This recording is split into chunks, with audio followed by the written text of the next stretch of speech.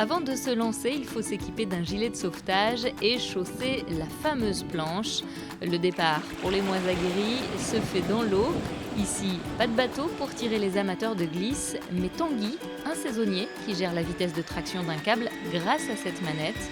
Avec son micro, il dispense également de précieux conseils pour rester le plus longtemps possible sur l'eau. Vous nous entendez, vous pouvez nous parler et on vous drive pendant toute la session. On vous explique en temps réel, hop, là il va falloir tendre un peu plus les bras, plier un peu plus les jambes, et ce qui permet d'avoir une progression relativement rapide et de pouvoir s'amuser vraiment dès la première session. Et les sensations, elles arrivent tout de suite. C'est ça qui est vraiment agréable. Il ne faut pas plusieurs sessions ou plusieurs années de pratique pour avoir des sensations et vraiment pour pouvoir s'amuser. À la première session, vraiment, on peut avoir des bonnes sensations de glisse.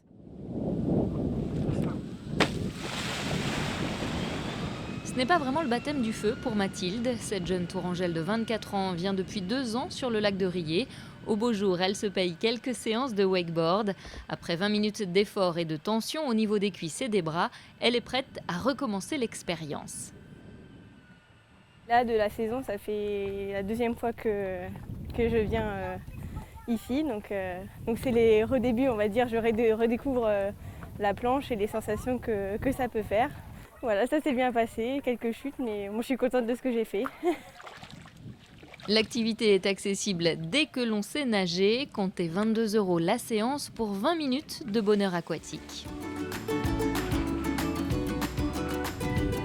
Si vous vous sentez plus à l'aise dans les airs que sur l'eau, direction la tyrolienne géante toute proche.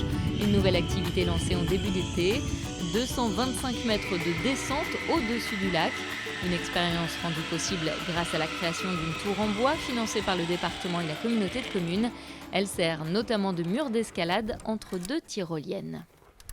L'idée, c'est qu'on avait un beau site avec un beau lac et une belle distance pour pouvoir le traverser. Donc on a pensé que c'était une bonne idée de pouvoir le faire en tyrolienne. Sachant qu'avant, il y avait déjà un parcours qui longeait le lac et on avait juste une envie, c'était de le traverser. On a une vue incroyable, la sensation sur les 225 mètres, on a quand même une trentaine de secondes de voltige, on peut dire, entre guillemets. Donc ça fait une belle expérience. Ouais.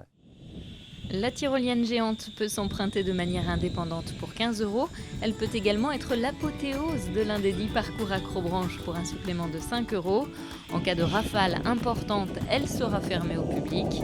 Vous avez jusqu'aux vacances de la Toussaint et la fermeture du site pour venir la découvrir.